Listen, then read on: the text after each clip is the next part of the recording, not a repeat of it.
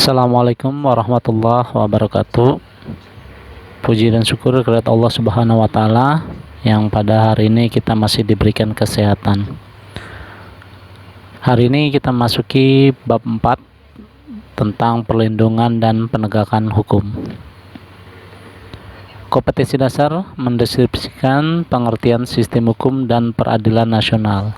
Indikatornya adalah mendeskripsikan pengertian hukum, menentukan macam-macam penggolongan hukum, mendeskripsikan pengertian dan dasar hukum lembaga peradilan nasional.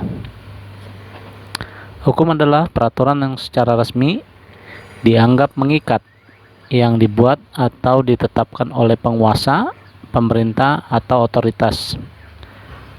Hukum meliputi yang pertama sistem, yang kedua yaitu penggolongannya. Penggolongan hukum di Indonesia, hukum dibagi lagi menjadi berdasarkan isinya, bentuk, tempat, waktu, cara mempertahankan, sumber, dan sifat. Penggolongan hukum berdasarkan isinya yaitu hukum publik, hukum privat. Hukum publik ada beberapa turunannya yaitu hukum tata negara, hukum administrasi negara, hukum pidana, hukum acara pidana. Hukum privat ada turunannya yaitu hukum perdata, hukum dagang, hukum adat, dan hukum acara perdata. Penggolongan hukum berdasarkan bentuknya yaitu hukum tertulis dan hukum tidak tertulis. Yang pertama hukum tertulis yaitu hukum yang terkodifikasi. Terkodifikasi adalah pengumpulan hukum-hukum di wilayah tertentu untuk menghasilkan sebuah kitab undang-undang. Yang kedua yaitu hukum yang tidak terkodifikasi. Hukum yang tidak tertulis yaitu yang pertama hukum adat. Yang kedua hukum yang bersifat kebiasaan, yaitu tentang kesehari-harian kita nih, kebiasaan.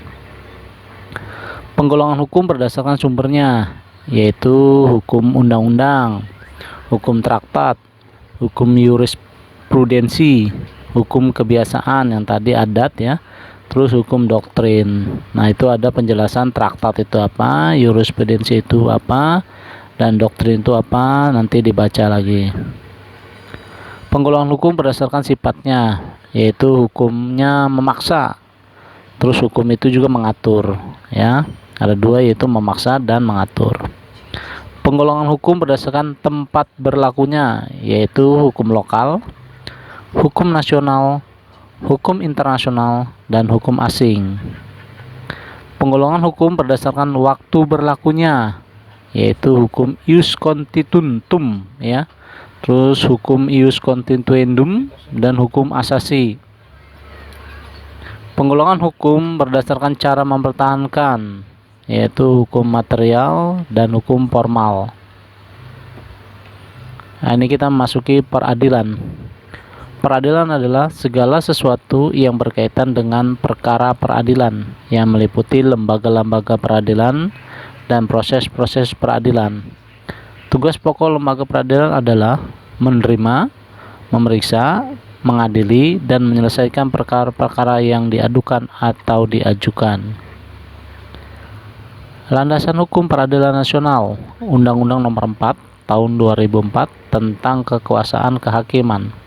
Penjelasannya adalah pasal 3, selain peradilan negara, tidak dibolehkan ada peradilan yang bukan dilakukan oleh badan peradilan negara.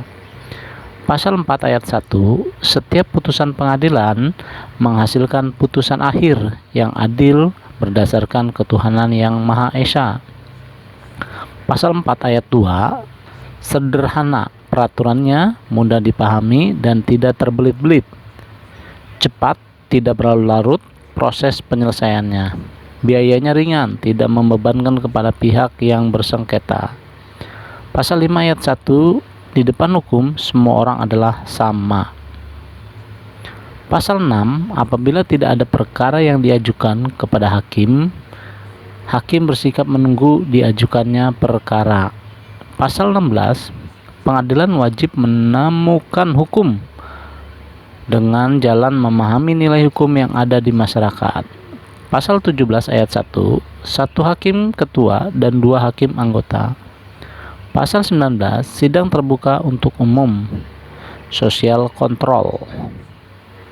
Pasal 29 ayat 1 dan 2, hak ingkar, yaitu hak seseorang yang diadili untuk mengajukan keberatan yang disertai dengan alasan terhadap seorang hakim yang akan atau sedang mengadili perkaranya. Pasal 29 ayat 3 dan 4, semenda, yaitu hubungan keluarga akibat perkawinan. Sampai hari ini saya rasa Bapak cukup. Untuk pertemuan selanjutnya yaitu tentang peranan lembaga-lembaga peradilan. Terima kasih, sampai ketemu lagi minggu depan. Assalamualaikum warahmatullahi wabarakatuh.